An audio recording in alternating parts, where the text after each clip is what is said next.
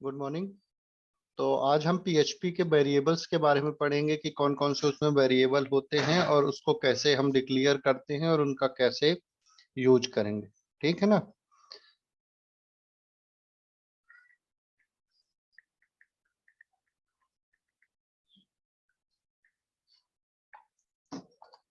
ठीक है, तो अपन क्या करते हैं, एक नॉर्मल पीएचपी फाइल खोल लेते हैं, है ना। उसमें अभी मैं क्या करता हूँ, एचटीएमएल नहीं रखता हूँ, नॉर्मल पीएचपी फाइल है मेरी। और इस फाइल को रन कर लेता हूँ। तो मैंने क्या लिखा था, लोकल होस्ट स्लैश फ्राइडे और इंडेक्स फाइल। तो ये वाली फाइल मेरी क्या हुई थी, रन हुई थी। इसको मैं क्या करता हूँ, बगल में खोल लेता हूँ। ये ठीक। अब इस पे कैसे वेरिएबल बनाते हैं, थोड़ा सा एक हिंट तो आपको मिल ही गया होगा, कल हमने बताया था। वेरिएबल का नाम कहाँ से स्टार्ट करते हैं, डॉलर साइन के साथ। कोई भी डॉलर साइन लगाइए, है ना। और उसके बाद आप क्या करिए, वेरिएबल का नाम दीजिए। अब वेरिएबल के नाम के लिए वही सारे रिस्ट्रिक्शन है जो जावा स्क्रिप्ट में थे, कि आप नाम नंबर के साथ वेरिएबल का नाम क्या है, स्टार्ट नहीं कर सकते हो। ठीक। और अंडर स्कोर के साथ आप कर सकते हो, और कोई भी अल्फाबेट के साथ आप स्टार्ट कर सकते हो, लेकिन नंबर के साथ नहीं कर सकते हो। बीच में स्पेस भी आप नहीं रख सकते हो। ठीक ना। तो वेरिएबल जब का नाम जब देते हैं तो अपन क्या करेंगे, या तो अल्फाबेट से शुरू करिए, और बीच में आपको अंडर स्कोर से अगर किसी भी दो स्ट्रिंग या दो वर्ड को अपने को जोड़ना है तो वो आप दे सकते हो, और उसकी वैल्यू भी आप दे सकते हो। ठीक है ना। तो वेरिएबल का नाम डॉलर साइन से स्टार्ट होगा, बीच में स्पेस नहीं होगा, और फिर वेरिएबल का नाम स्टार्ट होगा, है ना। नेम। अब इसमें भी सारे वही रूल लगेंगे जो अपन जावास्क्रिप्ट में पढ़ चुके थे, है ना। तो क्या होगा कि वेरिएबल का नाम आपको कैमल केसिंग में देनी है अगर आपको थोड़ा सा स्टैंडर्ड फॉलो करना है, या फिर आप दे सकते हैं अंडर स्कोर साइन के साथ, है ना। कोई भी दो वर्ड को अपने को जोड़ना है तो अंडर स्कोर के साथ आप जोड़ सकते हैं। ठीक। देखते हैं अब इस वेरिएबल की वैल्यू कौन कौन से किस किस टाइप के अपन वेरिएबल को बना सकते हैं। तो इसमें तो अभी कोई दिक्कत नहीं आएगी शायद आप लोगों को, कि वेरिएबल का नाम कैसे देना है। डॉलर साइन के साथ स्टार्ट करना है, आगे वेरिएबल का नाम देना है, और उसकी जो भी वैल्यू है वो आपको उसमें इंसर्ट करनी है। ये वैल्यू मैंने इंसर्ट कर दी है। ठीक है, और कुछ देखते हैं कि जैसे मान लीजिए ये क्या दिया है हमने डबल कोट में, तो ये क्या होता है, एक स्ट्रिंग है। ठीक। तो स्ट्रिंग जो है, स्ट्रिंग टाइप का वेरिएबल देखते हैं। वेरिएबल, स्ट्रिंग टाइप के जो वेरिएबल होते हैं वो किस तरह से दे सकते हो, या तो आप सिंगल कोट में दे सकते हो या तो डबल कोट में दे सकते हो, है ना। वेरिएबल नेम इक्वल टू, ये भी आप दोगे तो भी अपना वैल्यू जो है वो प्रिंट करेगा। अब वैल्यू को प्रिंट करना कैसे, कुछ फंक्शन होते हैं, जैसे एक होता है इको फंक्शन होता है, और उसमें क्या करेंगे, आप वेरिएबल का नाम देंगे तो वो वैल्यू को प्रिंट कर देगा। रिलोड, ये देखिए वेरिएबल को उसने प्रिंट कर दिया है। एक होता है प्रिंट फंक्शन, लिखते जाइएगा इसको। प्रिंट फंक्शन होता है, ये भी क्या करता है, वेरिएबल को प्रिंट करता है, लेकिन इको प्रिंट, देखिए इको और प्रिंट में डिफरेंस क्या होता है, दोनों फंक्शन है। मतलब इको ऐसे भी लिख सकते हैं आप, इको, और इसके अंदर अपन वेरिएबल का नाम। ठीक। सेम आपको आउटपुट देगा। ऐसे ही आप क्या लिख सकते हो, प्रिंट। प्रिंट में भी क्या करेगा, वो वेरिएबल को प्रिंट करेगा। लेकिन दोनों में देखिए अंतर क्या होता है, ये भी अपन देख लेंगे। हालांकि ये भी धीरे धीरे अपने को सब समझ में आ जाएगा। आप मान लीजिए कि प्रिंट एक फंक्शन है, जैसे अपन क्या करते थे जावा स्क्रिप्ट में, क्या करते थे, फंक्शन बनाते थे। ऐसे फंक्शन ऐड नाम का फंक्शन बनाए, और उसमें क्या लिखते थे, रिटर्न ए, सॉरी, मतलब वेरिएबल का नाम ए प्लस बी, या फिर 2 + 3, है ना। तो वो क्या करता था, अपने को 5 रिटर्न करता था। फिर अपन क्या करते थे, उसको किसी वेरिएबल में स्टोर करना हुआ तो यहाँ लेते थे वेरिएबल का नाम, और क्या करते थे, वो ऐड फंक्शन, और ये क्या करता था, ऐड फंक्शन जो भी ये रिटर्न करेगा उसको कहाँ स्टोर करा लेते थे अपन, इस वेरिएबल में, ठीक है ना। तो सिमिलरली अपन क्या करते हैं, एक वेरिएबल लेते हैं var इक्वल टू प्रिंट की वैल्यू, प्रिंट एक फंक्शन है मैंने आपको बताया, ऐसे ही एक इको फंक्शन है, तो $var1 इक्वल टू इको एक फंक्शन है, इसके अंदर अपन क्या करें, $var नेम, ये अपन ने क्या कराया है, सेव कराया है। अब देखिए आपको, जब मैंने लिखा है प्रिंट, तो उसके बाद मैंने वेरिएबल का नाम लिखा है, तो वो क्या कर रहा है, सही दिखा रहा है ना। लेकिन सेम लाइन मैंने क्या लिखा है, इको के साथ लिखा है, तो वो एरर दिखा रहा है। एक्चुअली होता क्या है, ECHO सही है, वेरिएबल का नाम है ना। एक्चुअली होता क्या है कि जो प्रिंट फंक्शन होता है, ये क्या करता है, हमको रिटर्न करता है 0 और 1, एक्चुअली 1 ही रिटर्न करता है। तो देखिए जैसे अपन क्या करेंगे, वेरिएबल 1 को एक क्या किया मैंने, यहाँ इको किया एक ब्रेक लाइन का कोड br ऐसे ही लिखते हैं, तो इससे क्या होगा, लाइन ब्रेक प्रिंट होगा, और उसके बाद क्या लिखता हूं मैं, इको $var। तो देखिए ये क्या करता है, अपने को 1 प्रिंट करेगा। ये क्या करता है, प्रिंट फंक्शन हमको 1 रिटर्न करता है, लेकिन इको क्या करता है, वो कुछ भी रिटर्न नहीं करता है ना। अपन ये भी फंक्शन बनाते थे, फंक्शन फंक्शन ऐड, और यहाँ अपन डायरेक्ट क्या कर लेते थे, या फिर Z $z equal to $a plus $b, है ना। अपन कुछ रिटर्न नहीं कर रहे हैं, तो फिर इस केस में क्या होता था, $a या b, या फिर अपने को 2 + 3 का भी कर लेते हैं इस केस में।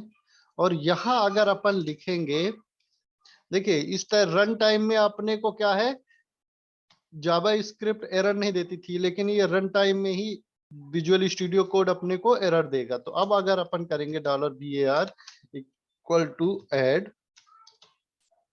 है ना, तो ये क्या है, अपने को एरर देना चाहिए, क्योंकि ऐड फंक्शन कुछ भी रिटर्न नहीं कर रहा है। अब अपन क्या करेंगे, इको कराएंगे $var को, $var को क्या किया अपन, इको कराए हैं, तो देखिए क्या रिटर्न करेगा, कुछ भी वो क्या करेगा, रिटर्न नहीं करेगा। इसको वेयर डंप कराते, वेयर डंप, और वेयर डंप भी बता देता हूं आपको क्या होता है, हालांकि कल थोड़ा सा देख लिया अपन ने। तो क्या करता है, नल रिटर्न करेगा, मतलब इसमें कोई भी वैल्यू नहीं आएगी। सिमिलरली इको जो होता है वो अपने को कुछ भी रिटर्न नहीं करता है, जबकि प्रिंट अपने को 1 रिटर्न करेगा। ये समझ में आ गया सबको, इको और प्रिंट में थोड़ा सा डिफरेंस होता है, ज्यादा कुछ डिफरेंस नहीं होता है। तो ये समझ में आ गया इको और प्रिंट में डिफरेंस, हाँ नहीं बोल दीजिए।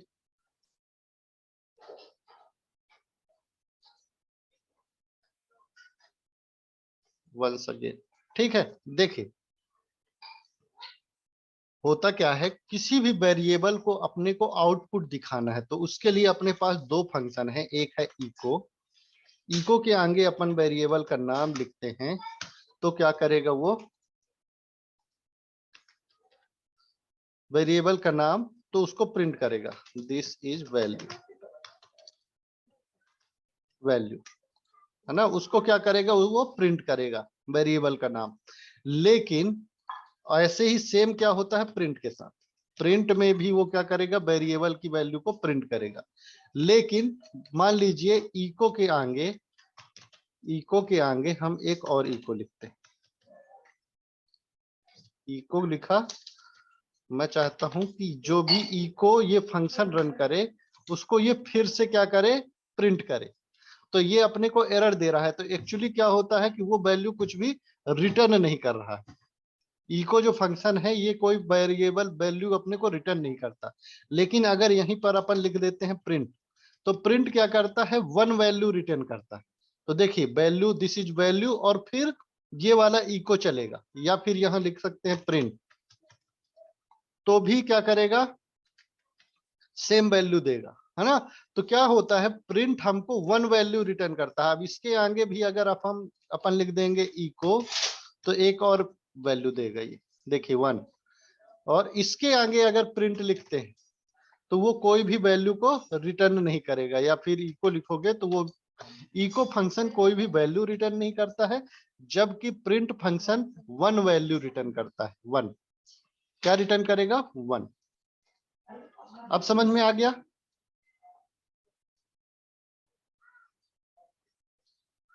चलिए, जब समझ में आ गया हो तो देख लेते हैं आगे का। कोई यूज नहीं है, यूज सिंपल है कि अपने को वैल्यू को क्या करना है, डिस्प्ले करना है अपने पेज में। तो वो सिर्फ क्या करेंगे, अपन प्रिंट का यूज कर सकते हैं और इको का यूज कर सकते हैं। और डिफरेंस मतलब इंटरव्यू में पूछा जाता है कि इको और प्रिंट में डिफरेंस क्या होता है, तो ये होता है। ठीक, इको भी एक वेरिएबल को क्या करता है, उसकी वैल्यू को प्रिंट करेगा। ठीक, और प्रिंट भी क्या करता है, उस वैल्यू को प्रिंट करेगा, है ना। लेकिन इको में क्या होता है, वो रिटर्न कुछ भी नहीं करता है, जबकि प्रिंट क्या करेगा, जब भी आप कमांड चलाओगे तो वन वैल्यू रिटर्न करेगा।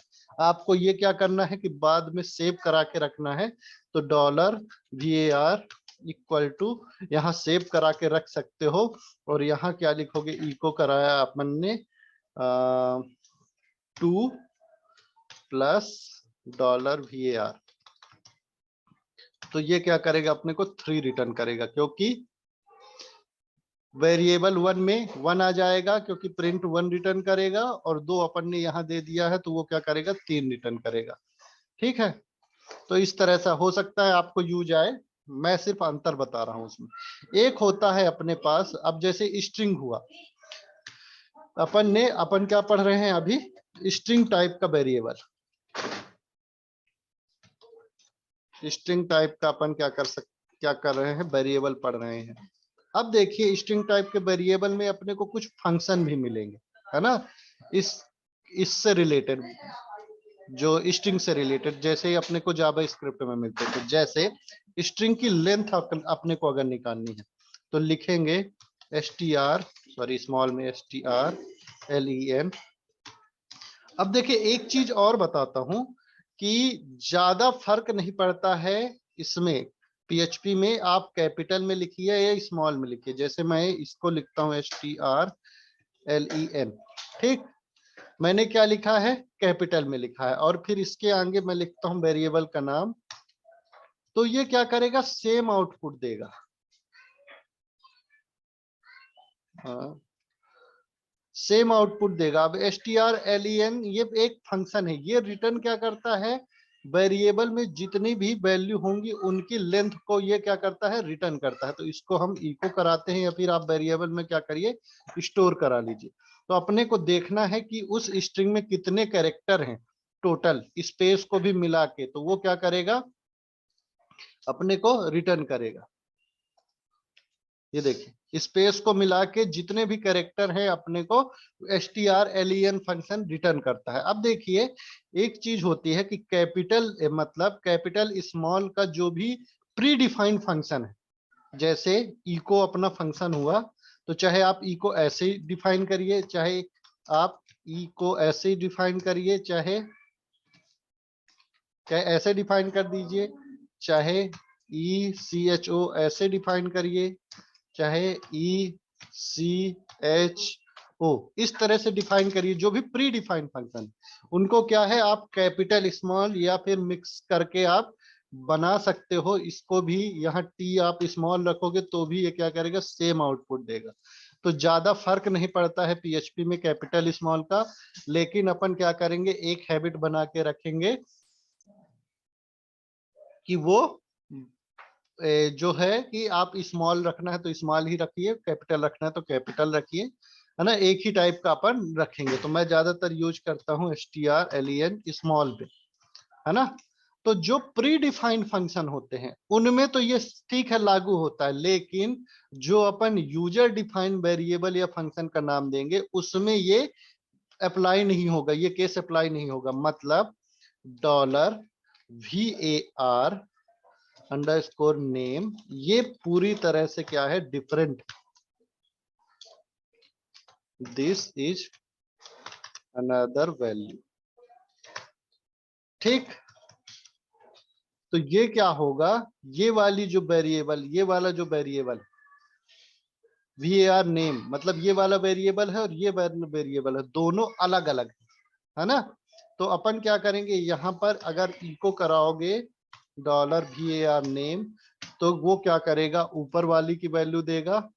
अगर आप इसको प्रिंट कराओगे तो ये क्या करेगा, नीचे वाले की वैल्यू देगा। तो यूजर डिफाइन जो फंक्शन होते हैं या वेरिएबल के नाम होंगे जो भी आप डिफाइन करोगे, वो क्या होते हैं, वो केस सेंसिटिव होते हैं। और जो पीएचपी में पहले से इनबिल्ट है वो केस सेंसिटिव नहीं होते हैं, है ना। तो आप ध्यान रखिएगा कि सिर्फ वही फंक्शन अपने चलेंगे के बिना केस सेंसिटिव के, जो कि पीएचपी के द्वारा पहले से डिफाइन हुए, है ना। मतलब उसमें आप कैपिटल स्मॉल का हेर फेर कर सकते हो, लेकिन जो यूजर डिफाइन है, आप डिफाइन करोगे फंक्शन का नाम या फिर वेरिएबल का नाम, वो क्या होगा, आपको कैपिटल स्मॉल ध्यान में रखना पड़ेगा कि आपने अगर कैपिटल में दिया था तो कैपिटल में रखेंगे, स्मॉल में दिया था तो स्मॉल में। ये दोनों डिफरेंट वैल्यू, डिफरेंट टाइप के ट्रीट होंगे। मतलब $a एंड $a, ये दोनों चीजें अलग अलग, है ना। ये दोनों चीजें अलग अलग है ना। इक्वल टू इसमें आप कोई दूसरी वैल्यू सेव कराए और इक्वल टू इसमें कोई दूसरी वैल्यू सेव कराए। अब आप अगर प्रिंट करोगे, इसको मैं कमेंट कर देता हूं, इको $a, तो ये क्या करेगा, $a45, सॉरी इसको 101 दे देता हूँ। ठीक, तो ये 45 रिटर्न किया, लेकिन स्मॉल ए देंगे तो अपन क्या होगा, वो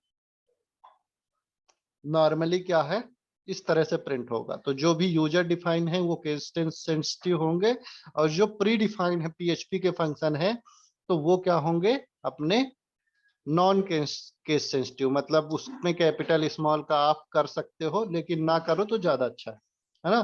तो पहला अपन ने फंक्शन पढ़ा है स्ट्रिंग का, इको, लिखते जाइएगा strlen, और अंदर वेरिएबल का नाम $var नेम, और ये क्या रिटर्न करेगा अपने को, उस वेरिएबल में जितनी भी लेंथ है सारे काउंट करेगा। अगर इसमें बीच में कोई आपने अल्फा न्यूमेरिक की ली है ना, तो ये सब कुछ काउंट करके और अपने को रिटर्न करेगा उसके काउंट करके।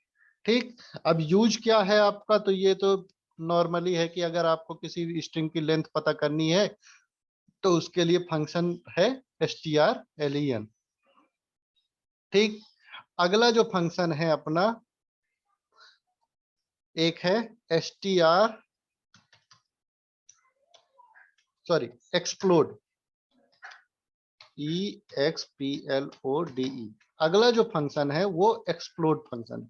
अब ये क्या है, वेरिएबल का नाम अपन दे सकते हैं। एक्सप्लोड फंक्शन क्या करता है, वेरिएबल को, जो भी अपनी वैल्यू है उसको क्या करेगा, पार्ट में डिवाइड कर देगा और पूछेगा कि किस तरह से अपने को डिवाइड करना है। तो देखिए एक्सप्लोड फंक्शन जब आप लिखेंगे या इसके ऊपर होवर करेंगे, तो ये आपको कुछ फंक्शन के बारे में जानकारी देगा, जैसे स्ट्रिंग के अंदर सेपरेटर, और फिर अपने को देना है स्ट्रिंग।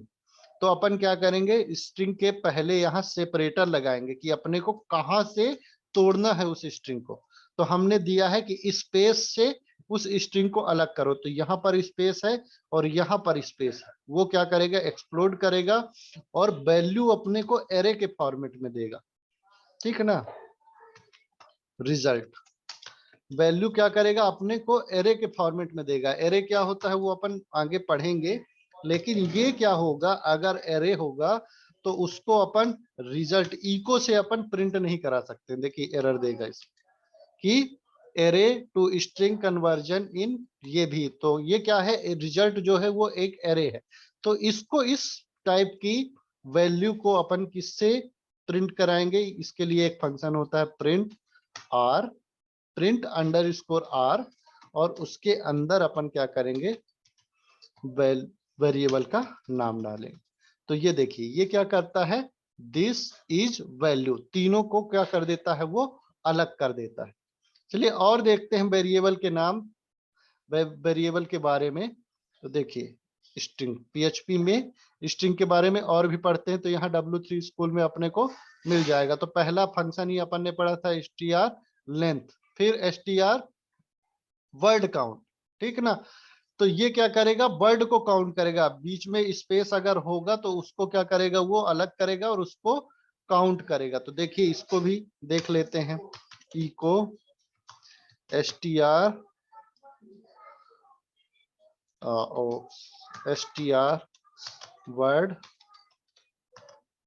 वर्ड काउंट, ठीक है ना।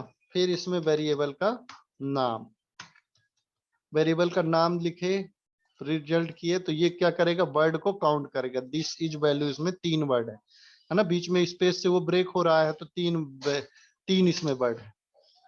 फॉर प्रिंट, अब मैंने 5 कर दिया है तो देखिए रिलोड किया तो इसमें 5 वर्ड आ गया। अगला देखते हैं फंक्शन कौन सा है, रिवर्स आ स्ट्रिंग। आप स्ट्रिंग को रिवर्स भी कर सकते हैं, तो क्या होता है उसके लिए फंक्शन REV, STR, रुक जाइए, STR यहाँ लिखेंगे ना तो आपको बहुत सारे क्या होंगे, फंक्शन मिलेंगे स्ट्रिंग से रिलेटेड, है ना। तो इन सबको आप यूज कर सकते हैं, जो भी अपने काम की चीजें हैं वो तो मैं आपको बताऊंगा ही, है ना। तो इन सबको आप यूज करके देख भी सकते हैं। STR-REV ये फंक्शन क्या करता है, स्ट्रिंग को रिवर्स फॉर्मेट में अपने को शो करेगा। रिलोड किया मैंने, ये देखिए THIS this is value for print, ये क्या करेगा, और रिवर्स ऑर्डर में अपने को स्ट्रिंग को प्रिंट करेगा। ठीक, हेलो वर्ड को किस तरह से ये प्रिंट करेगा, इस तरह से प्रिंट करेगा। आप क्या कर सकते हो, ट्राई भी कर सकते हो। फिर search for a text with in a string, है ना, कोई भी सर्च अपने को करना है स्ट्रिंग में तो अपन को क्या कर सकते हैं, उसको भी सर्च कर सकते हैं। तो उसके लिए अपने पास फंक्शन है SERPOS, स्ट्रिंग पोजीशन, STRPOS, है ना। इसको थोड़ा सा अगर याद रखना है तो STR माने स्ट्रिंग, POS माने पोजीशन। अब अपने को क्या करना है, किसी वेरिएबल में, इस वेरिएबल मतलब इस स्ट्रिंग में अपने को कोई वैल्यू को फाइंड करना है कि उसकी पोजीशन क्या है ना।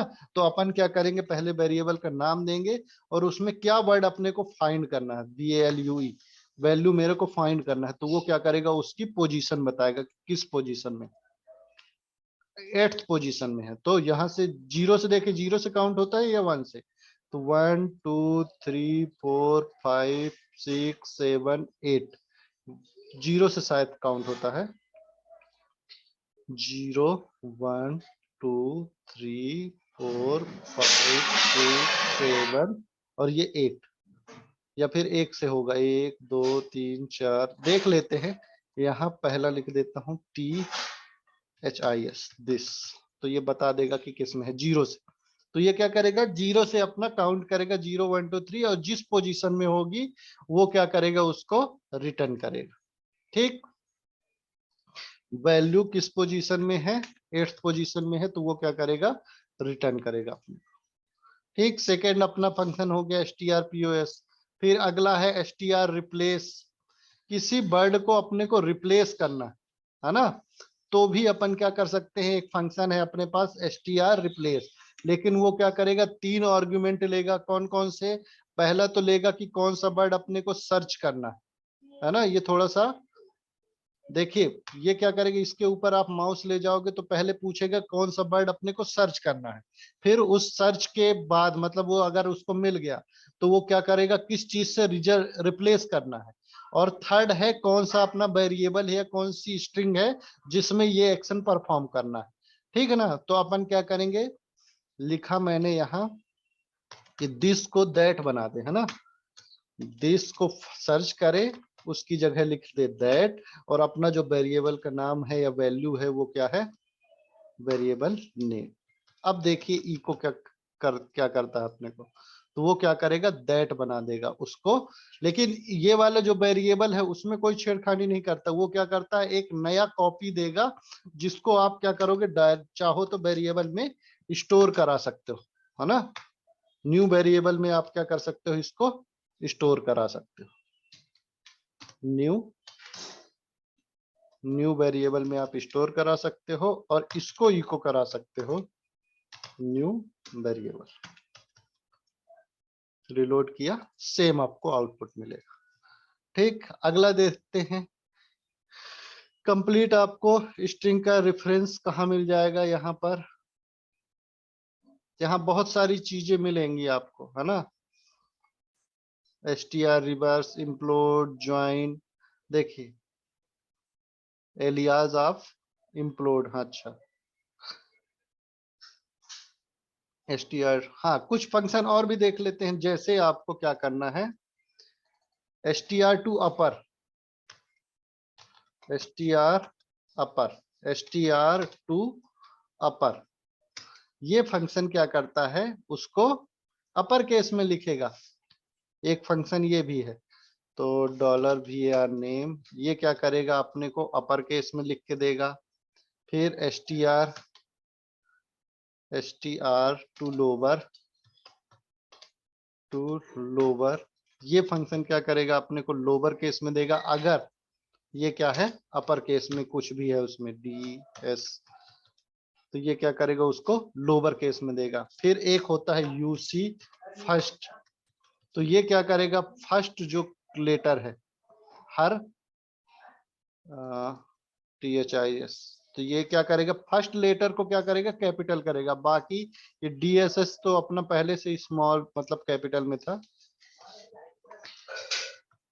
तो ये क्या करेगा, फर्स्ट लेटर बस को कैपिटल करेगा। किसी भी मतलब लाइन है, कोई भी अपना स्ट्रिंग दिया है, उसकी फर्स्ट लेटर को क्या करेगा, वो फर्स्ट करेगा। तो यूसी वर्ड,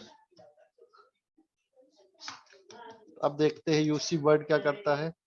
हर वर्ड को के फर्स्ट लेटर को वो क्या करेगा, कैपिटल करेगा। तो यूसी फर्स्ट क्या करता है, यू सी फर्स्ट, ये क्या करेगा, अपने को जो स्ट्रिंग है उसके फर्स्ट वर्ड को अपने को क्या करेगा, कैपिटल करेगा, फर्स्ट लेटर को, है ना। और यूसी वर्ड क्या करेगा, हर वर्ड के फर्स्ट लेटर को कैपिटल में अपने को दिखाएगा। ठीक ना, ये देख लीजिए। और है स्ट्रिंग के और देखते हैं फंक्शन कौन कौन से अपने यूज है। तो प्रिंट तो देख लिया है अपन ने, output the format of string. ठीक है, प्रिंट एफ एक फंक्शन होता है, प्रिंट एफ, ये देखते हैं क्या करेगा, रिटर्न 2 3, इसको this is the format,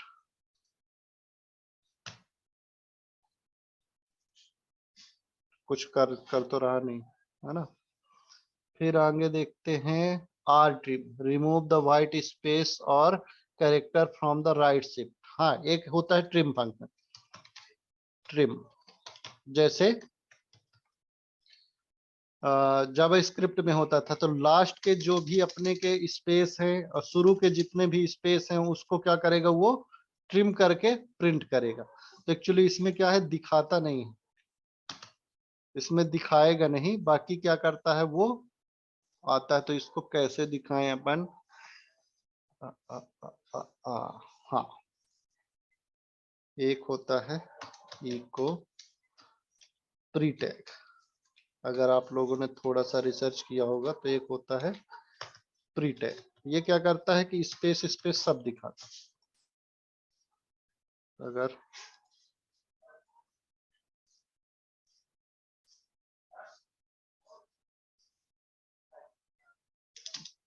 pre tag नहीं कर रहा है, ट्रिम कर दिया है अपन ने। अगर इसको बिना ट्रिम किए करते हैं var ने, तो देखिए कैसे दिखाएगा, ये देखिए। हाँ, देखिए हमने क्या किया है कि एक वेरिएबल लिया है जिसको क्या किया है, जिसमें शुरू में स्पेस है और जिसमें लास्ट में स्पेस है। ठीक ना, लास्ट में स्पेस। तो अपन ने क्या किया है, उसके अगर इन स्पेसेस को हटाना है शुरू और लास्ट के, तो उसके लिए कौन से फंक्शन चलेगा, अपना ट्रिम फंक्शन चलेगा। उसके अंदर वेरिएबल का नाम देंगे, तो अपने को जो नई वैल्यू देगा वो क्या होगा, उसमें वो स्पेस को, शुरू के और लास्ट के स्पेस को छोड़ देगा, रिलोड किया, ये शुरू के और लास्ट के स्पेस को उसने छोड़ दिया है ना, ये वाला स्पेस और ये वाला स्पेस ये रिमूव करेगा। आप चाहते हो कि हमको सिर्फ लेफ्ट के जो स्पेस है उसको ट्रिम करे, राइट के ट्रिम ना करे, तो क्या करेंगे, उसके लिए एल ट्रिम होता है, तो वो क्या करेगा, सिर्फ अपने को लेफ्ट के रिमूव करेगा, है ना। और ऐसे ही होगा आर ट्रिम, ये क्या करेगा, अपने को राइट साइड के जो वैल्यू है उसको ट्रिम करेगा। तो ये अपने को यूज कब आएगा ये भी मैं बता देता हूं, कि जैसे मान लीजिए यूजर ने कोई टेक्स्ट बॉक्स में कोई वैल्यू इनपुट करा, ठीक है ना, मैंने यहाँ टेक्स्ट बॉक्स बना लेता हूं, इनपुट टाइप टेक्स्ट, मान लीजिए ये क्या है, एक टेक्स्ट बॉक्स है, यहाँ पर यूजर ने कोई इनपुट किया, अब उसने शुरू में ये स्पेस दे दिया, लास्ट में ये स्पेस दे दिया, इस तरह से, है ना। तो क्या होगा, हमको डेटाबेस में अपने सेव कराना है, और हम चाहते हैं कि जो वो अनवांटेड स्पेस है उसको क्या करे, ट्रिम कर दे, मतलब हटा दे। तो अपन क्या करेंगे, और फिर उसकी वैल्यू को डेटाबेस में इंसर्ट करे, या फिर किसी से मैच कराना है तो वो क्या कराए, उसके बाद मैच कराए। तो ये क्या करेंगे, अपन ट्रिम फंक्शन चलाएंगे। ट्रिम दोनों साइड से अपने को और भी फंक्शन मिलता है, लेफ्ट साइड से अपने को ट्रिम कराना है तो एल ट्रिम, और राइट साइड से अपने को ट्रिम कराना है तो आर ट्रिम, है ना। और दोनों साइड से अगर कराना है तो सिर्फ कौन सा फंक्शन अपन रन करेंगे, ट्रिम फंक्शन रन करेंगे, ठीक है ना। और देखते हैं कौन सा है, अकॉर्डिंग टू गेट CSV, ये word count, str word count भी अपन ने देख लिया है, जो मैंने यूज किया है वो अपन देखेंगे। Stripe HTML and PHP tag from string, ये देखेंगे बाद में अगर आता है। Return position of first occurrence of a string inside another string, case insensitive. फिर str लेंथ अपन ने देख लिया है। फिर search string for any set of character, ये भी अपन यूज नहीं करते। रिवर्स स्ट्रिंग कभी कभी यूज होता है, ठीक है। और सब स्ट्रिंग, हाँ सब स्ट्रिंग क्या है, ये वाला फंक्शन जरूर यूज होता है। सब स्ट्रिंग जैसे अपन उसमें एक फंक्शन होता था ना, कौन सा,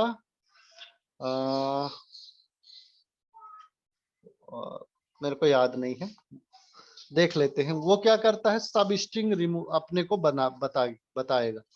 सब स्ट्रिंग मतलब किसी भी स्ट्रिंग का एक छोटा सा पार्ट अपने को निकालना है, तो अपने को पोजीशन देनी है उस स्ट्रिंग में, तो वो क्या करेगा, उसको निकाल के देगा। तो यहाँ एक होती है सब स्ट्रिंग, और इसकी क्या करना है, मेरे को शुरू के 6 वर्ड क्या करना है, निकालना है, शुरू के 6 वर्ड, या फिर 1 2 3 4 वर्ड शुरू के निकालना है। तो देखते हैं, 4 देता हूं मैं पोजीशन, तो ये किस तरह से वर्क करेगा। रिलोड, तो वो क्या करेगा, सब स्ट्रिंग में क्या करे, शुरू के 4 कैरेक्टर काट दिया, हेलो बर्ड, तो 6 कैरेक्टर काट के फिर बाकी का अपने को देता है ना। सब स्ट्रिंग क्या करेगा, अपन जो यहाँ लेंथ देंगे उसको, वहां तक की वैल्यू को वो क्या करेगा, 4 वर्ड को हटा देगा और बाकी अपने को देगा आउटपुट, ठीक है ना। अब यहाँ से जैसे मान लीजिए मेरे को वैल्यू के बाद की पूरी वैल्यू चाहिए, तो क्या दिखाएंगे अपन, this is value for print. तो यहाँ से काउंट करेंगे 1 2 3 4, फिर 5 6 7 8, 8 दिए, तो ये क्या करेगा, उसके आगे की जो भी स्ट्रिंग है वो क्या करेगा, अपने को प्रिंट करेगा। इसमें देखते हैं एक str लेंथ में, यहाँ ऑफसेट और लेंथ, ऑफसेट और लेंथ, हाँ इसमें अपने को एक थर्ड पैरामीटर ये भी दे सकते हो कि कितने कैरेक्टर का अपने को वैल्यू चाहिए उसके बाद। तो 8 लिखा, 1 2 3 4 5, यहाँ लिख देता हूँ 5। तो ये क्या करेगा, रिटर्न करना चाहिए मेरे ख्याल से वैल्यू को सिर्फ, तो देखिए वैल्यू को, तो मैंने क्या लिखा है इसमें कि 8 कैरेक्टर के बाद 8 कैरेक्टर, फर्स्ट जो पैरामीटर दिया वेरिएबल के बाद 8 कैरेक्टर के बाद मेरे को 5 कैरेक्टर चाहिए, है ना, लेंथ चाहिए, तो वो क्या करेगा, सिर्फ वैल्यू को रिटर्न करेगा। तो इस तरह से अपन क्या कर सकते हैं, किसी भी स्ट्रिंग से सब स्ट्रिंग मतलब उसका एक छोटा सा पार्ट अपन क्या कर सकते हैं, बाहर निकाल सकते हैं और किसी वेरिएबल में स्टोर करा सकते हैं। इसमें जो वेरिएबल नेम है हमारा ये अनचेंज्ड रहेगा, ये एक नया वेरिएबल अपने को देगा जिसको हम स्टोर करा सकते हैं और प्रिंट करा सकते हैं, या फिर कोई भी अपने को ऑपरेशन परफॉर्म करना है वो करा सकते हैं। आगे देखते हैं और कोई से फंक्शन अपने को मिलेंगे। ट्रिम देख लिया, यूसी फर्स्ट देख लिया, यूसी वर्ड देख लिया, word wrap, wrap word given number of character, बस ठीक ना। तो लगभग इतने। एक चीज और देख लेते हैं, एक होता है MD5, ठीक ना। ये क्या करता है, उस वेरिएबल को इनक्रिप्ट करता है। तो एक फंक्शन होता है MD5, इसका भी यूज अपन देखेंगे आगे चल के। ये क्या करेगा, उस वर्ड को इनक्रिप्ट कर देगा। MD5 एक्सेप्ट एटमोस्ट 1 पैरामीटर, सिर्फ एक पैरामीटर लेता है ये, एटमोस्ट 2 पैरामीटर इसने लिखा है ना, एक पैरामीटर ये लेता है और ये क्या करता है, उस स्ट्रिंग को इनक्रिप्ट फॉर्म में कर देता है। जैसे मान लीजिए हम कोई पासवर्ड लिखते हैं, ठीक ना, दिस इज माई पासवर्ड, है ना, मान लीजिए ये मेरा पासवर्ड है। तो अपन क्या करेंगे, डेटाबेस में जब भी कोई वैल्यू सेव कराएंगे तो वो उसको किस फॉर्मेट में सेव कराएंगे, MD5 में। ये क्या होता है, रिवर्स डिक्रिप्ट नहीं होता है, मतलब ये एज इट इज इस तरह से सेव हो जाएगा और अपने को जब मैच कराना होगा, है ना, तो अपन क्या करेंगे, उस स्ट्रिंग को भी MD5 में कन्वर्ट कराएंगे और MD5 को दोनों को मैच कराएंगे। तो ये क्या होता है, अपने को MD5 में इनक्रिप्ट कर देता है। हालांकि ये भी अब बहुत रेयर केस में यूज करते हैं, इससे भी एडवांस वर्जन के अपने पास इनक्रिप्ट करने की फंक्शनैलिटी आ गई है, तो अपन वो भी यूज करेंगे। लेकिन क्या कर सकते हैं अपन, किसी इस स्ट्रिंग को इनक्रिप्ट करना है, इसको डिक्रिप्ट नहीं कर सकते, MD5 की स्ट्रिंग को डिक्रिप्ट नहीं कर सकते हैं। तो एज इट इज कोई भी वैल्यू को अपने को इनक्रिप्टेड फॉर्म में सेव करानी है अपने को डेटाबेस में, या फिर इनक्रिप्ट करना है, तो उसको क्या करेंगे अपन, MD5 में फंक्शन होता है उसके अंदर कन्वर्ट करेंगे, तो वो क्या करेगा, अपने को इनक्रिप्टेड फॉर्म में देगा। अगर देखिए इसमें कोई भी एक वैल्यू भी चेंज होगी तो देखिए एक पूरी की पूरी ये स्ट्रिंग ही चेंज कर देता। ये देखिए पूरी की पूरी एक स्ट्रिंग, चाहे आप शुरू में या फिर बीच में एक स्पेस भी अपन बढ़ा दिए तो ये क्या करेगा, ये देखिए पूरी की पूरी ये वैल्यू ही चेंज कर देता। शुरू में स्पेस बढ़ाए तो मतलब थोड़ा सा भी अगर चेंजेस होगा स्ट्रिंग में तो ये सेंस कर लेता है और उसके हिसाब से एक नई स्ट्रिंग जनरेट करेगा, ठीक है ना। हर बार एक नई स्ट्रिंग जनरेट करेगा, तो ये यूनिक होगी हर स्ट्रिंग के लिए। ये नहीं कि एक ही वर्ड के लिए एक ही स्ट्रिंग के लिए क्या करेगा, सेम जनरेट करेगा, ऐसा कुछ नहीं है। ये क्या करेगा, जब भी अपने को इनक्रिप्ट करना हुआ तो अपन इनक्रिप्ट कर सकते हैं। ठीक, तो फर्स्ट हाफ का अपना क्लास लगभग एंड होने वाली है। इसमें किसी को कोई क्वेश्चन है क्या, जितने भी मैंने अभी फंक्शन बताए हैं समझ में आ गया। हाँ ठीक है ना, बहुत बेसिक बेसिक से फंक्शन है जो अपन ज्यादातर तो पढ़ ही चुके हैं, है ना।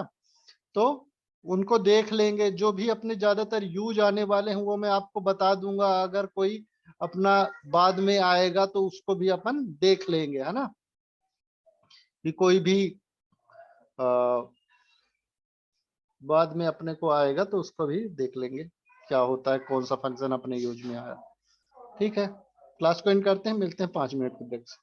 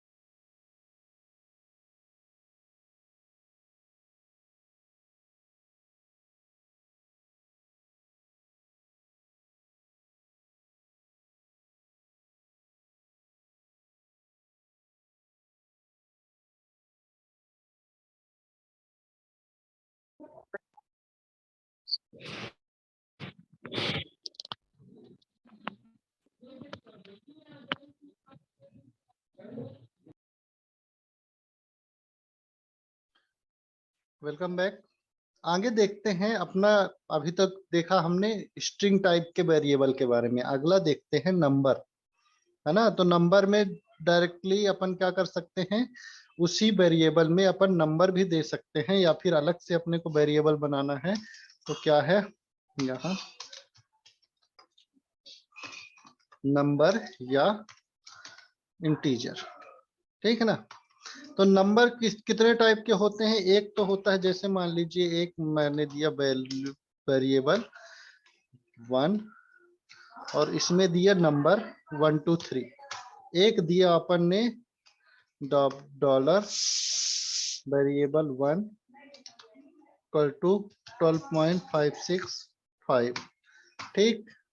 एक दिया डॉलर वेरिएबल, इसको 2 कर लेते हैं, इसको 3 कर लेते हैं, इसमें देते हैं अपन वेरिएबल माइनस में ये। तो ये सारे क्या होते हैं, अपने नंबर टाइप के वेरिएबल होते हैं। लेकिन इनका देखिए टाइप अपन गेट करेंगे कि टाइप कैसे चेक करेंगे। तो यहाँ एक होता है वेयर डम फंक्शन, ये क्या करेगा, वैल्यू को भी प्रिंट कराएगा और उसका टाइप भी बताता, ठीक ना। तो अपन ने क्या किया, उसमें डाल दिया है पहले वेरिएबल 1 को। देखिए तो ये किस टाइप का वेरिएबल है, इंटीजर है। दूसरा फ्लोट, है ना। अब अपन डेटा टाइप कौन सा पढ़ेंगे, फ्लोट। फ्लोट क्या होता है, जो भी आप ना डेसिमल फॉर्मेट में, मतलब 12.456 या इस टाइप की जो वैल्यू हुई वो क्या कहलाएंगी, फ्लोट कहलाएंगी। फिर वेरिएबल 3 को अपन क्या करते हैं, प्रिंट कराते हैं। तो ये भी क्या है, इंटीजर है, लेकिन क्या है, माइनस में है। अगर इसी को मान लीजिए मैं यहाँ कर देता हूँ 45, तो ये क्या हो जाएगा, फ्लोट टाइप की वैल्यू हो जाएगी और माइनस में। तो अपने को दो मिलेंगे, अपने को कौन सा, एक इंटीजर मिलेगा, एक फ्लोट मिलेगा। मान लीजिए ये वैल्यू थोड़ी ज्यादा बड़ी हुई है, तो एक अपने को शायद डबल मिले, इंटीजर ही मिला। और ओ सॉरी,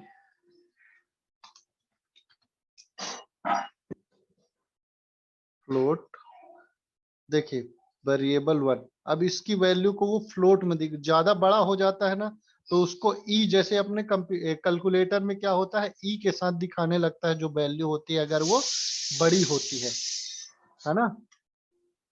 अब इसका एग्जैक्ट क्या है, मतलब नाम ये मेरे को नहीं पता ये, लेकिन वो क्या करता है, इस तरह से बताना पड़ता है। एक्चुअली 10⁻23 या ऐसा कुछ करके वो दिखाता है, ठीक। आगे देखते हैं कि स्ट्रिंग के अलावा यहाँ नंबर में कौन कौन सी चीजें हैं अपने पास, ठीक। इंटीजर, इस टाइप की जो भी वैल्यू होते हैं वो क्या होती हैं, इंटीजर होती है, ठीक है ना। अब इंटीजर की जो वैल्यू होती है वो कहाँ से कहाँ तक होती है, यहाँ से -1 से माइनस इतने से लेके प्लस यहाँ तक होती है, ठीक है ना। और N integer data type is a non decimal number between ये इन 32 बिट सिस्टम। जो 32 बिट का जो सिस्टम होता है उसमें साइज क्या होती है उसकी, यहाँ से लेके यहाँ तक होती है। एंड बिटवीन यहाँ से लेके यहाँ तक होती है 64 बिट सिस्टम में।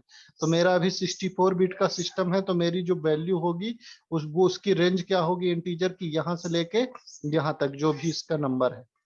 A value greater or lower than this will be stored as float. इससे बड़ी या इससे छोटी वैल्यू क्या होगी, वो एज अ फ्लोट स्टोर करेगी, because it exceed the limit of N integer. तो यही मैं बताने की कोशिश कर रहा था कि अगर आपके पास बड़ी वैल्यू होती है तो वो किस में दिखाने पर लगता है, वो फ्लोट में स्टोर करता है। तो हर डेटा टाइप की अपनी स्टोरेज लिमिट होती है या स्टोरेज कैपेसिटी होती है, जो कि हमारे क्या होगी, सर्वर में मेमोरी वो लेगी, है ना। फिर है note another important thing that to know that even if 4.25 is 10, the result is stored as float because one of the operand is float। ये थोड़ा सा ट्रिकी पार्ट है, तो वो अपन देखेंगे अभी जब कैलकुलेशन करने देखेंगे। इसके बाद is int is integer alias of int is long. ठीक, एक फंक्शन होता है, ये तीनों फंक्शन सेम ही काम करते हैं, है ना। तो अगर अपने को चेक करना है कि कोई भी वैल्यू इंटीजर है कि नहीं है ना, जैसे मान लीजिए ये वाली वैल्यू इंटीजर है कि नहीं, तो अपने को कौन सा एक फंक्शन मिलता है, इंटीजर, और इसको ओके कराया मैं, इको, इको मतलब प्रिंट कराएंगे अपन, तो ये क्या देगा, इको इज इंटीजर, कुछ दे ही नहीं रहा,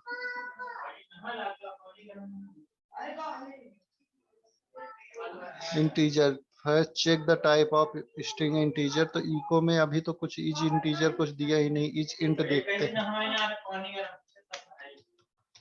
वेरिएबल 1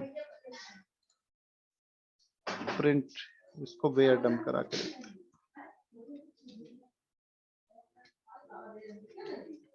एक्चुअली जब वो कुछ रिटर्न नहीं करता है ना, या फिर 0 रिटर्न करता है, तो यहाँ प्रिंट नहीं करता है कुछ, where dump is int.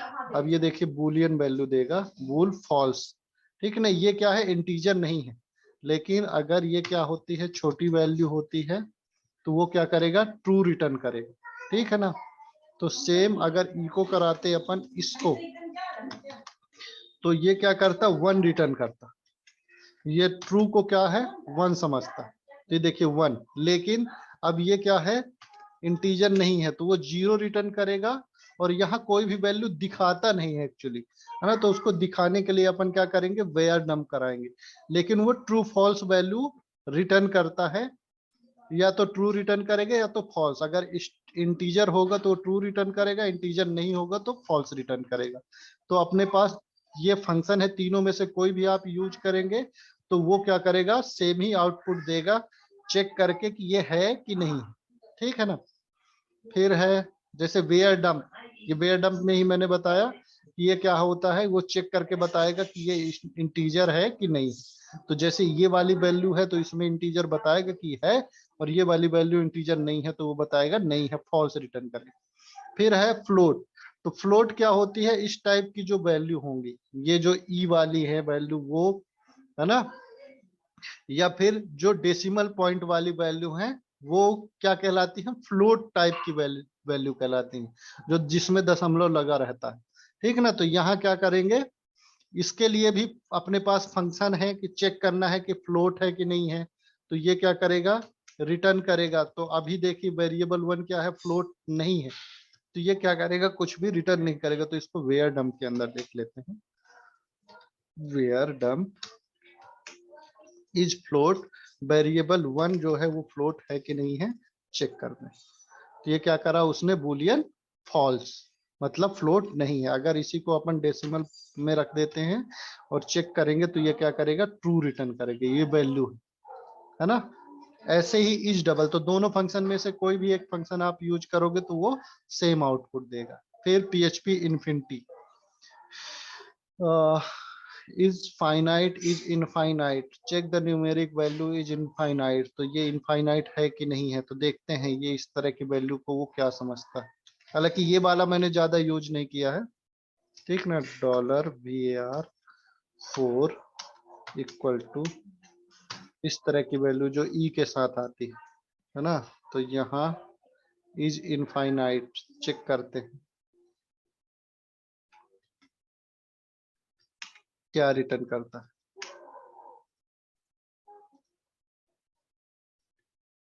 True. अगर इज फाइनाइट लिखा मैंने, है ना, और दूसरा फंक्शन है अगर इन्फिनिटी की ओर वो जा रहा है तो वो क्या करेगा, फॉल्स रिटर्न करेगा। ठीक, जैसे एक करते हैं अपन, इज इनफाइनाइट, तो 45 डिवाइडेड बाय 0, ये चेक करते हैं, तो ये डिवाइड बाय 0 ये एक्सेप्शन दे रहा है, और बूल में दिया ट्रू। देखो ये एरर को अगर अपन थोड़ा सा इग्नोर कर दे तो ये क्या दिया है, ट्रू। मतलब किसी भी नंबर में अपन क्या करते हैं, 0 से डिवाइड करते हैं तो वो कहाँ चला जाता है, इनफाइनाइट की ओर चला जाता है। तो अपन क्या कर सकते हैं, यहाँ चेक कर सकते हैं। ठीक ना, ये वार्निंग को कैसे दूर करेंगे, ये क्या करेंगे, हैंडल करेंगे, ये अपन बाद में देखेंगे। ये वैल्यू जो है अपन देख रहे हैं कि ट्रू जा रही, ठीक ना। अगर ये फाइनाइट होगी तो इसमें क्या होगा, ये फॉल्स रिटर्न करेगा। ये देखिए फॉल्स रिटर्न किया और वो एरर भी चली गई। एक्चुअली एक्सेप्शन क्रिएट करता है डिवाइड बाय जीरो, है ना। एक एरर देता है कि आप नंबर को क्या है, डिवाइड बाय जीरो नहीं, मतलब किसी नंबर को जीरो से डिवाइड नहीं कर सकते हैं, वो एक्सेप्शन देता है और उसको अपने को हैंडल भी करना पड़ता है। फिर PHP NaN इज NaN, है ना, नॉट अ नंबर। कोई भी जो नंबर है वो, अगर वो नंबर नहीं है ना, उसमें मैथमेटिकल ऑपरेशन अगर नहीं कर सकते हैं तो क्या करेगा, वो रिटर्न करेगा नॉट अ नंबर। तो कैसे, अकॉस ये क्या होता है पता नहीं, देखते हैं।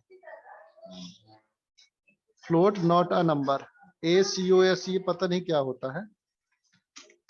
45 वो एक नंबर नहीं है, पता नहीं क्या किस तरह की वैल्यू है। कुल मिला के ये ज्यादा यूज नहीं होता है। जैसे NaN अपन जावा स्क्रिप्ट में पढ़े थे ना, वैसे ही ये भी है सेम, है ना। तो रिटर्न करें तो ये क्या करता है, फ्लोट NaN, तो नॉट अ नंबर, ये जो इसकी वैल्यू है वो एक नंबर नहीं है, वो दिखा रहा। ठीक है, और देखते हैं न्यूमेरिक स्ट्रिंग। अब देखिए इस तरह की वैल्यू को ये कैसे हैंडल करता है PHP, वो देखते हैं। जैसे मान लीजिए एक मैंने दिया डॉलर, इसको लिखा रहने देते हैं ना,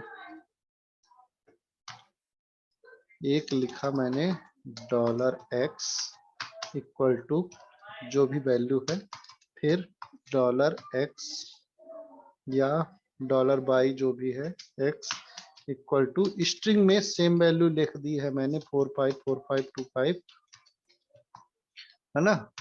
तो ये दोनों एक ही टाइप का वो समझेगा कि नहीं, मतलब इसमें ऑपरेशन वो कर सकता है कि नहीं कर सकता है। या फिर यहाँ न्यूमेरिक चेक, इज न्यूमेरिक अपन चेक करते हैं, तो एक यहाँ लिखा मैंने और एक यहाँ लिखा, ठीक है ना। तो ये इसका चेक करके बताएगा, ये वाला इसका चेक करके बताएगा। रिलोड करें, एक में दिया ट्रू, दूसरे में भी दिया ट्रू, मतलब ये नंबर इस तरह से भी समझ लेता है और इस तरह से भी समझ लेता है। मतलब इसमें अगर अपन क्या करते हैं, 10 को प्लस किए, ठीक है ना, अब इको करते हैं तो $x, देखिए अपने को वो 10 प्लस करके दे देगा। ये देखिए 35 ये कर दिया है, तो मतलब ऑटोमेटिक कन्वर्ट कर लेता है। PHP इतना इंटेलिजेंट है कि अगर आपने इस तरह से स्ट्रिंग में भी दिया नंबर, तो ऑटोमेटिक कन्वर्ट कर लेगा उसको नंबर में, और जो भी अपने को ऑपरेशन परफॉर्म कराने हैं वो करा सकता है, ठीक है ना। तो ये भी वैल्यू एक न्यूमेरिक वैल्यू है और ये भी एक वैल्यू एक न्यूमेरिक वैल्यू, ठीक है ना। PHP में ऐसा होता है। is numeric function can be used whether the variable is numeric or not, ठीक है ना। तो is numeric एक फंक्शन होता है, वो चेक कराता है कि वैल्यू जो है वो न्यूमेरिक फॉर्म में है कि नहीं है। न्यूमेरिक मतलब नंबर है कि नहीं है। अब वो इंटीजर भी हो सकती है, फ्लोट भी हो सकती है ना, कोई भी हो सकता है ना, NaN भी हो सकता है, लेकिन न्यूमेरिक फॉर्म में है कि नहीं है चेक करने के लिए अपने को is numeric function upon use कर सकते हैं, ठीक। तो इस केस में बस जैसे मान लीजिए यहाँ लिख दिया मैंने HS, है ना।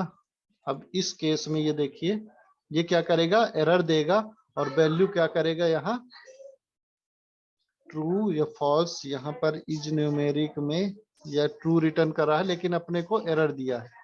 Notice a non well format numeric value encountered in line number 28, ठीक है ना। तो ये जो नंबर है वो न्यूमेरिक वैल्यू नहीं,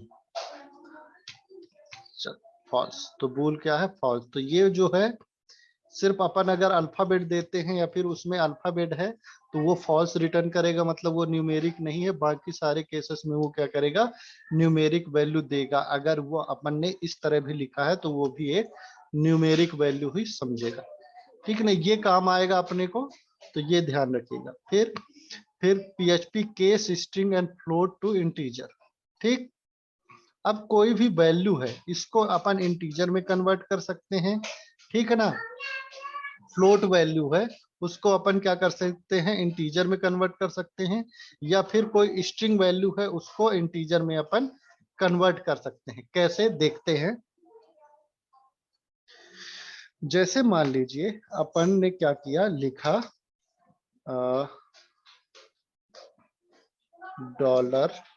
$x इक्वल टू 10.00, ठीक, और इज इंट, ये इसको क्या करते हैं, टाइप अपन गेट करते हैं, तो लिखे वेयर डम्प और $x लिखे, ठीक, $x लिखे। तो अब देखिए इसमें क्या होगा,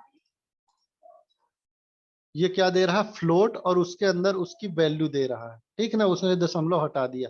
मैं चाहता हूं कि ये डायरेक्टली जब अपन इको करें, इसको अभी इको कराओगे अपन, इको कराएंगे तो ये क्या करेगा, $x दशमलव की वैल्यू के साथ इको नहीं कर रहा है, ठीक ना, ये दशमलव की वैल्यू के साथ एक्चुअली रहता है, फ्लोट रहता है, ठीक ना। ये दिखा क्यों नहीं रहा है पता नहीं मेरे को, लेकिन वो दिखाता है, ये फ्लोट है। अब इसको अपन क्या कर सकते हैं, इंटीजर में भी कन्वर्ट कर सकते हैं। तो अपन लिख सकते हैं $x इक्वल टू, किसमें कन्वर्ट करना है, जैसे अपन क्या करते थे जावा स्क्रिप्ट में, टेक्स्ट वैल्यू को अपन नंबर में कन्वर्ट करते थे, तो क्या लिखते थे, value equal to parse, parse dot int लिखते थे ना, पार्स इंट, पार्स इंट, और उसके अंदर अपन क्या लिखते थे, कोई भी स्ट्रिंग लिखते थे नंबर फॉर्मेट में, तो वो क्या करता था, उसको इंटीजर में कन्वर्ट कर देता था। सिमिलरली यहाँ अपने को कन्वर्ट करना है, तो अपन क्या करेंगे, उसके आगे एक ब्रैकेट लगाएंगे और यहाँ लिखेंगे जिसमें भी कन्वर्ट करना है, और उसकी वैल्यू, मतलब वेरिएबल का नाम या फिर वैल्यू देंगे अपन। तो अब उसको क्या करेगा, वो इंटीजर में कन्वर्ट कर देगा। देखिए उसको क्या कर दिया उसने, सेम वैल्यू है लेकिन उसको इंटीजर में कन्वर्ट कर दिया, ठीक है। ये ब्राउजर का काम है, ये क्या करता है, उसको 10.00 है तो उसको क्या कर देता है, PHP उसको राउंड ऑफ करके 10 कर देता है। लेकिन अगर इसको ये 45 होता, ठीक, रिलोड किया 10.45 है, तो ये क्या करता है, उसको रिलोड किया या फिर यहाँ इको अपन कराते तो वो 10.45 ही दिखाता, अगर ये कन्वर्ट नहीं करते अपन तो, है ना। ये फ्लोट है और 10.45 अपने को दिखाता, ठीक है ना। लेकिन अपन ने क्या किया है, उसको इंटीजर में कन्वर्ट कर दिया है, तो दशमलव के जितने भी बाद के हैं, अगर मान लीजिए इसको 56 करते हैं तो 11 होता है कि नहीं होता है, ये देखते हैं, नहीं करता। तो वो क्या करता है, दशमलव के बाद वाले जो नंबर हैं उनको वो इग्नोर मार देता है और वो उसको इंटीजर फॉर्मेट में रख लेता है। आगे देखते हैं और कौन कौन से अपने को फंक्शन मिलते हैं। ये हो गया, और बहुत सारे वो जो फंक्शन है स्ट्रिंग के, देखते हैं अपने को मिलेगा कि नहीं, यहाँ है कि नहीं।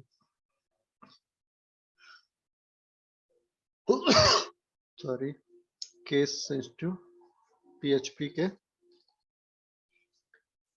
PHP नंबर फंक्शंस सर्च करते हैं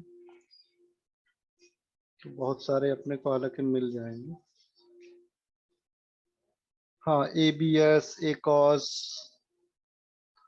पाई, बहुत सारे अपने को ये जो नंबर फंक्शन है वो मिल जाएंगे।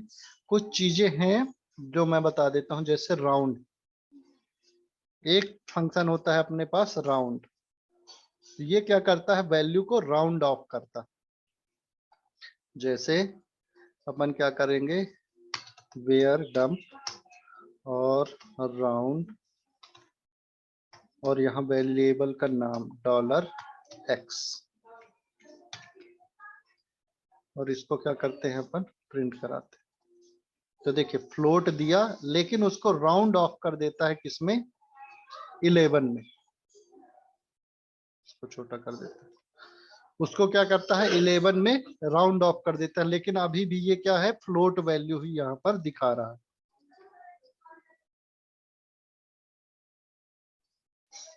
ठीक। तो वैल्यू में अपन नहीं जाएंगे कि किस टाइप का दिखा रहा है, लेकिन अपने को अगर कोई भी वैल्यू है, वेरिएबल है, उसको राउंड ऑफ करना है तो अपन करा सकते हैं। अब कितने तक राउंड ऑफ कराना है, तो यहाँ कॉमा करके मेरे ख्याल से ये भी दे सकते हैं कि 1 वैल्यू तक अपने को राउंड कराना है।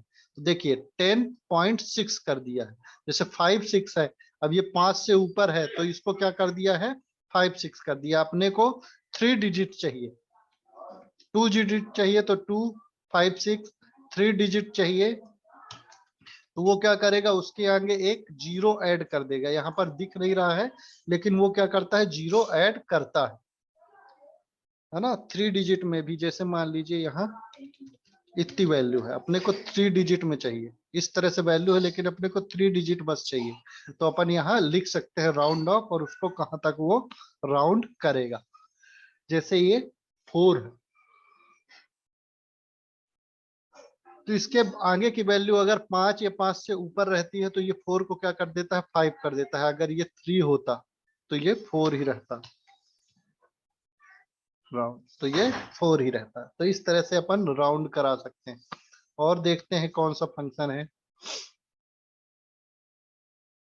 Min max. ये तो एरे में अपन देखेंगे जब एरे पढ़ेंगे तो, है ना। और देख लेता हूं मैं कौन कौन से फंक्शन, एबीएस और सेल, नियरेस्ट इंटीजर में वो क्या करता है, सेल करता है। अब जैसे 5 6 है, एक फंक्शन होता है CEIL, CEIL, इसको वेरिएबल का नाम, देखिए ये किस तरह से अपना काम करता है। रिटर्न किया 11, अगर इसको क्या कर देते हैं, 4 कर देते हैं, तो भी वो क्या करता है, सेल हमेशा रिटर्न करेगा आगे वाली वैल्यू। अगर 10.1 भी है तो वो क्या करेगा, आगे जो आने वाले इंटीजर है उसमें कन्वर्ट करता है। तो ये कभी कभी अपने को काम आएगा, जैसे कि किसी का अपन क्या है, कैलकुलेट करे, रन या एवरेज काउंट करे, उसके हिसाब से अपने को मल्टीप्लाई करना है ना। तो वो क्या होता है कि अपने को इस तरह का नंबर देगा, लेकिन अपने को बाद वाला चाहिए। अगर इसमें से 10 से थोड़ा सा भी ज्यादा है तो उसको 11 करना है ना। तो अपन क्या करेंगे, उसको सेल फंक्शन होता है जो कि अपने को नियरेस्ट इंटीजर देगा इसके बाद वाला। एक अपने को फंक्शन ऐसा भी मिलेगा, देखिए, जो कि क्या करता है, उसके पहले वाला अपने को देगा, सेल और शायद फ्लोर है, नियरेस्ट फ्लोर, फ्लोर का देखते हैं, FLOR डबल ओ आर, जैसे उसमें फ्लोर फंक्शन होता था, फ्लोर, ये मेरे ख्याल से 10 देना चाहिए, है ना। ये देखो 10 देता है। अगर इसको मैं 5 भी कर देता हूँ तो भी वो क्या कर देता है, 10 देगा। तो अपने को अगर दशमलव के पहले की वैल्यू चाहिए, वो आगे का रिमूव करे, मतलब नियरेस्ट वैल्यू दे, लेकिन वो क्या करे, इसके आगे की वैल्यू ना दे, मतलब इसके बाद वाली वैल्यू नहीं चाहिए अपने को। तो क्या करेंगे, अपन फ्लोर लिखेंगे, और अगर इसके बाद वाली वैल्यू चाहिए, है ना, मतलब अगर ये 10 से थोड़ा सा भी ज्यादा है, 0.1% भी ज्यादा है, 0.01% भी ज्यादा है, तो क्या करेंगे, अपन सेल लगाएंगे, CEIL, ठीक ना। ये फंक्शन लगाएंगे तो ये क्या करेगा, अपने को बाद की वैल्यू देगा, चाहे वो 0.6 ही क्यों ना ज्यादा हो, है ना। तो ये अपने को बाद वाली वैल्यू देगा। और आगे देखते हैं, राउंड देख लिया। हाँ, एक रैंडम नंबर जनरेट कराने का वो भी अपना होता है, generate a random integer into ये ट्विस्टर एल्गोरिथम, पता नहीं क्या, पाई POW, हाँ, return the raise of power. अब ये पावर का है, पावर कैलकुलेट करना है तो अपन कर सकते हैं, जैसे POW में x की पावर y, तो कॉमा x की $y, तो $y की वैल्यू अपन दे देते हैं $y इक्वल टू 2, तो 10 की पावर 2 वो निकाल देगा, तो 100 आना चाहिए आंसर, 100, है ना, 100 अपने को देता है। तो ये पावर के लिए है। एक है रैंड फंक्शन होता है, रैंड फंक्शन क्या करता है, एक रैंडम स्ट्रिंग जनरेट करके देगा, रैंड, और यहाँ देखिए आपको पहले बता देता हूँ कि रैंडम स्ट्रिंग वो कैसे जनरेट करेगा। इस तरह से कोई भी रैंडम एक इंटीजर जनरेट करके देगा। कितने कैरेक्टर का वो बता नहीं रहा, मतलब 1 2 3 4 5 6 7 8 9, 9 कैरेक्टर का है अभी तो। 1 2 3 4 5 6 7 8 9 10, 10 कैरेक्टर। तो वो कोई भी एक नंबर क्या है जनरेट करेगा रैंडम। देखिए देखते हैं, generate a random integer. Integer की जो भी लेंथ होती है पॉजिटिव में, वो क्या करेगा अपने को जनरेट करेगा। लेकिन अपन क्या कर सकते हैं, रेंड के अंदर मिनिमम और मैक्सिमम वैल्यू भी दे सकते हैं कि अपन क्या करेंगे 100 से 200 के बीच का ही नंबर अपने को जनरेट करके दे। तो अपन मिनिमम और मैक्सिमम वैल्यू भी यहाँ दे सकते हैं। तो वो क्या करेगा, सिर्फ उन दोनों के बीच की वैल्यू ही हर बार जनरेट करके देगा, है ना। उन दोनों के बीच की वैल्यू ही हर बार जनरेट करके देगा जब भी आप पेज रिफ्रेश करोगे या फिर जब भी ये फंक्शन कॉल होगा। ठीक है, आगे देखते हैं। राउंड और रेंड का हो गया। Sign pipe empty rand min max देखेंगे जब एरे पढ़ेंगे ना, तो उसमें आएगा अपने को मिन मैक्स का। Exponential, calculate the exponential of E. इसको देखते हैं ये फंक्शन, क्योंकि एक्सपोनेंशियल मेरे को ज्यादा पता नहीं है कि ये वर्क कैसे करता है, इसलिए मैं देख रहा हूँ। ठीक ना, एक्सपोनेंशियल ऑफ 0 1 होता है, एक्सपोनेंशियल ऑफ 1 ये होता है, 10 ये होता है, 4.8 ये होता है। अब ये है क्या ये नहीं पता मेरे को, देखेंगे जब कभी काम आएगा। अभी तो कोई काम नहीं आया मेरे आगे। ठीक, ये हो गया अपना नंबर। नंबर और नंबर के कुछ फंक्शन। अब बेसिक इसमें जो ऑपरेशन होते हैं वो अपन परफॉर्म कर सकते हो, जैसा कि अपन पढ़ भी चुके हैं। प्लस करना है, माइनस करना है, ठीक ना, इनटू करना है, तो नंबर में आप ये एक्शन सारे परफॉर्म कर सकते हो। डिवाइड करना है तो डिवाइड का ये सिंबल होता है। और परसेंटेज मतलब रिमाइंडर निकालना, तो वो भी अपन निकाल सकते हैं। चलिए एक बार करके देख लेते हैं। Echo 45 plus 5 equal to 50। ये प्लस हो गया अपना, दो नंबर को अपन जोड़ सकते हैं। इको 47 माइनस 7, तो 40 आना चाहिए, है ना, 40 आएगा। ठीक ना, ऐसे मल्टीप्लाई करना है तो मल्टीप्लाई कर सकते हैं। 5 इंटू 2, रिलोड 90। ठीक, डिवाइड करना है, इको 45 डिवाइडेड बाई 5, 9 आएगा, 9 आया। ठीक, परसेंटेज निकालना है तो 20 ये डिवाइडेड बाई 2 परसेंटेज, सॉरी ये, तो ये क्या करता है, रिमाइंडर देता है। इस केस में अपने को 1 रिमाइंडर मिलेगा, है ना। तो ये क्या करता है, परसेंटेज वाला जो सिंबल है वो रिमाइंडर देता है। ठीक है, ये हो गया अपना क्या है, बेसिक ऑपरेशन है जो कि अपन परफॉर्म कर सकते हैं नंबर जो अपने हैं उनके थ्रू। ठीक ना, स्ट्रिंग में एक चीज और बताना मैं भूल गया कि एक स्ट्रिंग से दूसरी स्ट्रिंग में जोड़ने के लिए क्या करते हैं, है ना। तो जैसे मान लीजिए एक स्ट्रिंग हुआ str1 इक्वल टू हेलो, ठीक, फिर $str2 इक्वल टू दूसरी स्ट्रिंग हुई वर्ड और ld वर्ड। ठीक, तो इसको जोड़ने के लिए अपन क्या कर सकते हैं, प्लस का सिंबल लगा सकते हैं। तो इको प्लस नहीं सॉरी डॉट str1। अब दोनों को जोड़ना है तो अपन डॉट लगाएंगे str2। ठीक, दो वेरिएबल अपन क्या है कि इसको जोड़ रहे हैं। रिलोड किया, देखिए हेलो बर्ड उसने लिख दिया है। अब अपने को बीच में स्पेस देना है, तो एक क्या करेंगे, यहाँ स्पेस देंगे और यहाँ नॉर्मली जैसे उसमें प्लस के साथ कॉन्कैटिनेट करते थे अपन, तो वो क्या करता है, इसको ये भी कॉन्कैटिनेट कर देगा। एक एक कॉन्कैट फंक्शन नहीं होता है शायद, str कॉन्कैट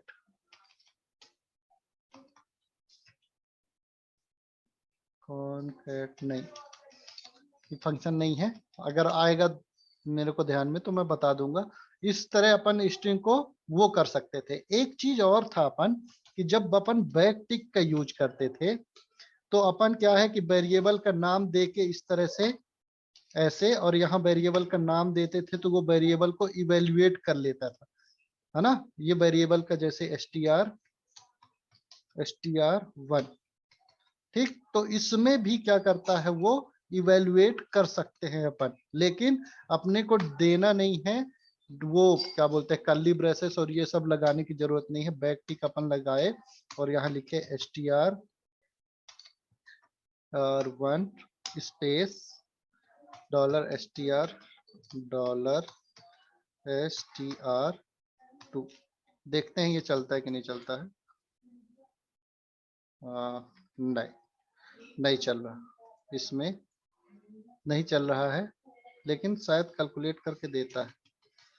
15 प्लस 45 प्लस 15, देखते नहीं, नहीं दे रहा है। तो यहाँ बैक टिक का यूज नहीं करेंगे अपन, क्या करेंगे इको लगाया। और अगर डबल कोट और सिंगल कोट में मैं आपको डिफरेंस बताता हूँ कि अगर डबल कोट के अंदर आप लिखोगे str1 स्पेस $str2, तो वो क्या करेगा उसको इवेल्युएट भी कर लेता है। देखिए हेलो वर्ड उसने लिख दिया। तो बैक टिक की जगह अपन क्या करेंगे डबल कोट का सिंबल यूज करेंगे। सेम अगर इसको अगर आप सिंगल कोट में लिखते है ना, तो ये क्या करता है उसको इवेल्युएट नहीं करता। तो डबल कोट और सिंगल कोट में अपने पास यही डिफरेंस है ना, कि सिंगल जब डबल कोट में अपन कोई भी वैल्यू देते हैं तो वो क्या करता है अंदर अगर कोई वेरिएबल का नाम तो वो इवेल्युएट करता है, नहीं तो वो नहीं करता है। तो बैक टिक की जगह अपन क्या करेंगे डबल कोट सिंबल का यूज करेंगे, उसके अंदर अपन वेरिएबल दे सकते हैं। ठीक है, यहाँ कोई भी अपने को वैल्यू भी देनी है। हेलो नॉर्मल वर्ड, एक क्वेश्चन आया शायद, कैलकुलेट करेगा कि नहीं देख लेते हैं करके, है ना। इसमें दे दिए 25, इसमें दे दिए 30, करता है कि नहीं करता ये भी देख लेते हैं। प्लस शायद नहीं करेगा मेरे को लगता है, नहीं कैलकुलेट नहीं करता, या फिर ऐसा मेरे ख्याल से हो जाएगा शायद, मेरे को श्योर नहीं हूं मैं। नहीं, नहीं करता, वो कैलकुलेट नहीं करता है, सिर्फ वैल्यू को इवेल्युएट करेगा, जो भी वैल्यू है उसको वो प्रिंट कर देगा सिर्फ वेरिएबल का। मतलब कौन से, या तो नंबर टाइप के वेरिएबल होंगे या तो स्ट्रिंग टाइप के वेरिएबल होंगे, उन्हीं बस को करेगा। एरे और बाकी नहीं करेगा। बुलियन भी कर देता है, लेकिन जो मल्टीपल वैल्यू होते हैं, जो इंडेक्स टाइप के वैल्यू होते हैं, एरे जैसा हुआ अपना एरे या ऑब्जेक्ट, उसको ये प्रिंट नहीं करता है इस तरह से। बाकी सारी वैल्यू को ये इस तरह से प्रिंट कर देगा। अगर मान लीजिए इसको 30 करता हूँ तो ये कैलकुलेशन यहाँ नहीं परफॉर्म कर रहा है ना। तो मैं ज्यादातर यूज इसी में करता हूँ कि अपने को एक लाइन में सारे वर्ड लिखने हैं, तो मैं क्या कर देता हूँ उसको यूज कर लेता हूँ एज अ वेरिएबल यहाँ पर, है ना। कोई भी वैल्यू आए उसको क्या कर देता हूँ मैं वेरिएबल यहाँ लिख लेता हूँ। ठीक है, आगे देखते हैं। नंबर पढ़ रहे थे अपन, नंबर भी खत्म हो गया था।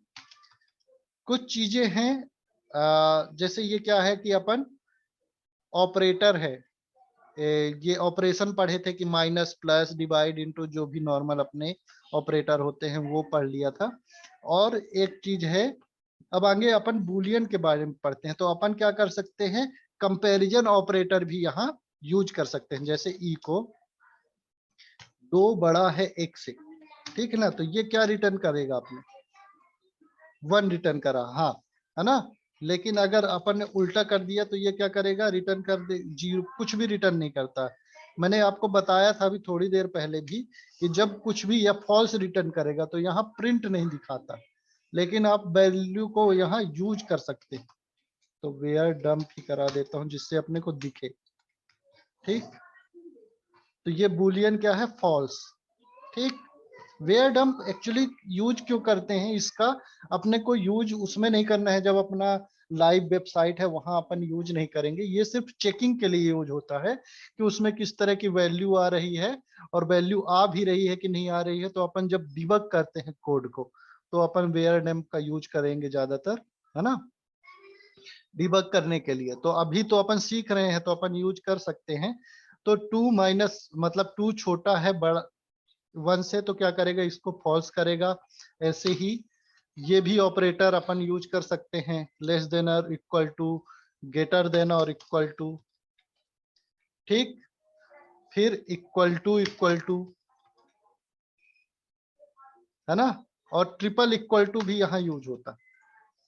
सिमिलरली ट्रिपल इक्वल टू किस लिए यूज होता है, देखिए अपन कि जैसे मान लीजिए अपन क्या है, वेरिएबल लिए x इक्वल टू लिए 12 और वेरिएबल लिए y इसको लिए 12, ठीक है ना। तो यहाँ अगर अपन क्या करते हैं, सेम सिमिलर फॉर्मेट x और $y, तो इस केस में क्या करेगा, फॉल्स रिटर्न करेगा, लेकिन वैल्यू दोनों की सेम है तो उस केस में क्या करेगा, ट्रू रिटर्न करेगा, वो डेटा टाइप को चेक नहीं करेगा। सिमिलरली अगर यहाँ 12.0 है तो भी वो क्या करेगा, ट्रू रिटर्न करेगा, क्योंकि वो वैल्यू, उन दोनों की वैल्यू बराबर है, लेकिन टाइप में क्या है, वो डिफरेंट होंगे। दोनों टाइप में क्या है, डिफरेंट होंगे।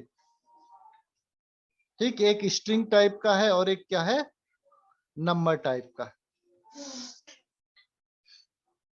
तो ये अपने कंपैरिजन ऑपरेटर हो गए हैं, ठीक ना, जो कि क्या है, बुलियन वैल्यू रिटर्न करेंगे। और बुलियन वैल्यू क्या होती है, बुलियन, इसमें बुल है, IEN होता है ना शायद, हाँ, बुलियन वैल्यू ये क्या होती है, ट्रू या फिर फॉल्स। दो टाइप की अपने पास वैल्यू होती है, ट्रू या फॉल्स, या फिर 1 या फिर 0, 1 और 0। तो ये जब वैल्यू अपने को मिलेंगी तो अपन क्या करेंगे, उसको कंपेयर कर सकते हैं ट्रू या फॉल्स से, और इसको भी ट्रू या फॉल्स से। ऐसे ही अगर नल भी आती है, कोई भी वैल्यू मान लीजिए नल है, उसको अपन चेक करा रहे हैं तो वो भी क्या करेगा, फॉल्स रिटर्न करेगा, है ना। जैसे अपन जावा स्क्रिप्ट में कोई भी वैल्यू नहीं है या ब्लैंक है या एम्प्टी है या नल है, तो उसमें अपन ने पढ़ा था फॉल्सी, माने कि फॉल्सी ऑपरेटर होते हैं कि वो फॉल्स रिटर्न करेंगे हमेशा, है ना। कोई भी वैल्यू जैसे अपन मान लीजिए अपन ने क्या किया है, एक x नाम का वेरिएबल है जिसमें कोई अपन ने वैल्यू नहीं डाली। यहाँ चेक करते हैं, if x $x echo yes और एल्स। अभी इफ एल्स भी देख लेंगे अपन, हालांकि सिमिलर ही है, इको नो। तो देखिए इफ वाली कंडीशन तब चलती है जब इसमें क्या है, कोई भी ट्रू वैल्यू आती है ना, ट्रू, ये कंडीशन ट्रू होगी तब आएगी। एल्स वाली क्या चलती है, जब ये ट्रू नहीं होगी तो एल्स में आएगी। तो देखिए इस केस में क्या होगा, अपने को नो रिटर्न कर रहा, हालांकि ये एरर भी है, लेकिन वो क्या करेगा, नो रिटर्न करेगा। ठीक, नॉट इक्वल टू के लिए क्या यूज होगा, नॉट इक्वल टू के लिए भी नॉट इक्वल टू ही यूज होगा। मतलब जैसे मान लीजिए 2 इज नॉट इक्वल टू 3, तो ये भी क्या करेगा, अपने को